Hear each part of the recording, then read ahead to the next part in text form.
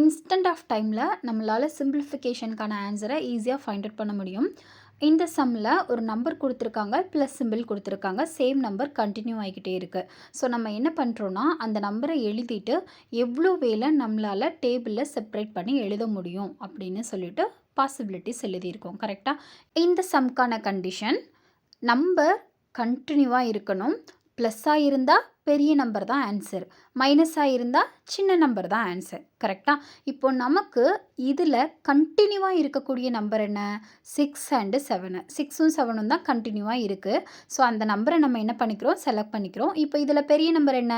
7. கரெக்டாக? நம்மளோட ஆன்சர் இது தான். இப்போ இந்த சம்முக்கான ஆன்சர் நீங்களே கெஸ் பண்ணியிருப்பீங்க. ஆன்சர் என்ன? 6. சூப்பர். ஃபஸ்ட் சம்முக்கு வரலாம். சேம் நம்பர் தான், பட் நமக்கு ப்ளஸ்ஸு மைனஸ் எதுவுமே இல்லை. இந்த மாதிரி சுச்சுவேஷனில் அதே நம்பர் தான் நமக்கு ஆன்சர்.